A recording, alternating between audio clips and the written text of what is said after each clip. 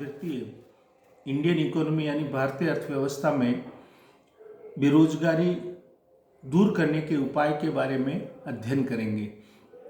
तो आज विकसित राष्ट्रों में देखें तो वहाँ बेरोजगारी बहुत कम है, जबकि वहाँ पर उन्नत किस्म की तकनीक का प्रयोग होता है, उसके बावजूद वहाँ पर बेरोजगारी कम है। तो अलग अलग देशों की अलग अलग भौगोलिक स्थितियाँ हैं। वही भारत में, तो भारत का अगर यूरोपीय कंट्री में बहुत से देश देखें तो उनके मुकाबले भारत का जो क्षेत्रफल है कम है और जनसंख्या ज़्यादा है। अब मेन कारण है कि बेरोजगारी का कारण क्या है। तो पहला कारण है अत्यधिक जनसंख्या बढ़ना। तो अगर बेरोजगारी को दूर करना है तो जनसंख्या पर नियंत्रण लगाना होगा। तो सरकार जब तक कोई जनसंख्या नियंत्रण कानून लागू नहीं करेगी तो हमारी जनसंख्या वृद्धि कम नहीं होगी। तो अगर बेरोजगारी को दूर करना है तो जनसंख्या पर नियंत्रण लगाना होगा।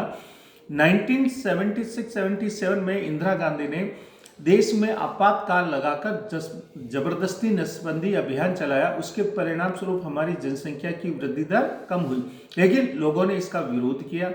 अभी वर्तमान सरकार भी एक जनसंख्या नीति लाने पर विचार कर रही है, तो वो तो बाद में पता चलेगा कि इस नीति के क्या इफेक्ट होंगे। लेकिन अगर बेरोजगारी को दूर करना है तो सबसे पहला जो उपाय होगा वो जनसंख्या पर नियंत्रण। दूसरा, श्रम गहन तकनीक। आज अगर हम सभी देशों में देख रहे हैं तो तकनीक जो दो प्रकार की जो होती है, श्रम गहन और पूंजी गहन। तो श्रम गहन का मतलब होता है कि अधिक से अधिक मात्रा में श्रमिकों का प्रयोग करना और मशीनों का प्रयोग कम करना। और पूंजी गहन तकनीक में श्रम का उपयोग कम और पूंजी का मतलब मशीनों का प्रयोग ज्यादा। तो जिस देशों में जनसंख्या कम है वहां पूंजी गहन तकनीक अपनाए तो वह तकनीक उस देश के लिए उपयुक्त मानी जाती है। लेकिन भारत जैसे विशाल जनसंख्या वाले देश में अगर पूंजी गहन तकनीक का उपयोग करेंगे तो बेरोजगारी बढ़ेगी। तो अगर भारत में बेरोजगारी को दूर करना है तो हमें अधिक से अधिक मात्रा में श्रम गहन तकनीक का प्रयोग करना पड़ेगा। इसके साथ साथ राष्ट्रीय रोजगार नीति बनानी होगी कि सरकार एक ऐसी नीति बनाए कि एक परिवार में एक सदस्य को नियमित रोजगार मिले। जैसे हमारे यहाँ नरेगा है, नरेगा में 100 दिन फिर 150 दिन किया गया, तो 100 दिन, लेकिन इसमें एक लेबर को कितने की मजदूरी मिलती है, मान लो 200, 215। तो क्या वो एक परिवार में एक सदस्य को अगर 215 रुपए पर डे मिलेगी तो क्या वह परिवार अपना समुचित जीवन यापन कर पाएगा? निश्चित रूप से नहीं कर पाएगा, क्योंकि उसका खर्चा उससे अधिक होगा। तो सरकार को एक ऐसी रोजगार नीति बनानी पड़ेगी कि प्रत्येक घर के एक सदस्य को कम से कम न्यूनतम मजदूरी मिले और एक सदस्य को पूर्ण रोजगार मिले, तभी बेरोजगारी दूर हो सकती है। इसके साथ साथ कृषि विकास। भारत गांवों का देश है, यहाँ की अधिकांश जनसंख्या गांव में रहती है और उनका मुख्य व्यवसाय कृषि है।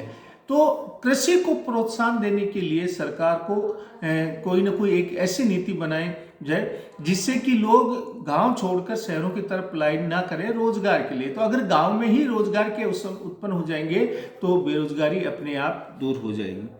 इसके साथ साथ कुटीर उद्योगों को प्रोत्साहन। अभी हम देख रहे हैं कि जो नई औद्योगिक नीति बनी उसके बाद फॉरेन इन्वेस्टमेंट, फॉरेन टेक्नोलॉजी पर विशेष जोर दिया। तो इससे देश का निश्चित रूप से आर्थिक विकास तो हुआ, लेकिन देश में बेरोजगारी बढ़ गई, जबकि सरकार का उद्देश्य होता है अधिक रोजगार उत्पन्न करके बेरोजगारी को समाप्त करना। तो अगर बेरोजगारी को समाप्त करना है तो हमारे देश में अधिक से अधिक मात्रा में लघु एवं कुटीर उद्योगों की स्थापना करनी होगी और इन उद्योगों को प्रोत्साहन देना पड़ेगा ताकि लोग घरेलू उद्योग, आज अगर सभी की परिवार की मानसिकता होती है कि उनका बेटा और बेटी सरकारी नौकरी मिल जाए, लेकिन अगर सरकार ऐसी नीति बनाए, ऐसा प्रोत्साहन दे कि देश में लघु एवं कुटीर उद्योगों का, तो इससे न केवल व्यक्ति को खुद को रोजगार मिलेगा बल्कि वह अन्य दूसरे लोगों को भी रोजगार दे सकता है। इसके साथ साथ शिक्षा प्रणाली में सुधार। तो जो जनसंख्या नीति प्रारंभ से चल रही है वो नीति आज तक चल रही है, जबकि इस नीति में कोई आर्थिक सुधार नहीं हुआ। तो हमारी जो एजुकेशन पॉलिसी अगर वर्तमान में हम सही रूप में देखें तो ये रोजगार प्राप्त करने का साधन है, माध्यम नहीं। तो शिक्षा नीति ऐसी होनी चाहिए कि वो आगे उसके रोजगार में काम आए। आज मैंने बीए कर ली, लेकिन जो मैंने हिस्ट्री पॉलिटिकल पढ़ा तो वो मेरी नौकरी में उसका कहाँ उपयोग होगा। तो एम्प्लॉयमेंट, एजुकेशन, शिक्षा नीति ऐसी हो जो आगे चलकर उसको रोजगार दे सके, तभी हमारे देश में बेरोजगारी होगी। फिर है प्रशिक्षण की सुविधाएं। सरकार अधिक से अधिक मात्रा में ट्रेनिंग सेंटर खोले जहां व्यक्तियों को विभिन्न प्रकार के रोजगार प्राप्त करने के साधन के रूप में उनको ट्रेनिंग दी जा सके, ताकि वह स्वयं का बिजनेस खोल सके या दूसरे उद्योगों में जाकर। भारत के अंदर अगर देखें तो अकुशल श्रमिकों की संख्या ज्यादा है, क्योंकि यह प्रशिक्षण का अभाव पाया जाता है।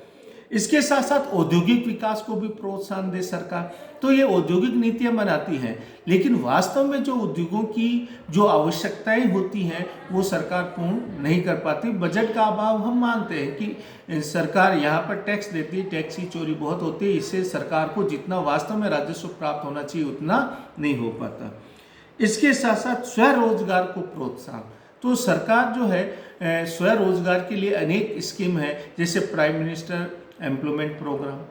तो इसके अंदर व्यक्ति को ऋण दिया जाता है स्वयं के उद्योग लगाने के लिए, लेकिन ये राशि बहुत ही कम होती है।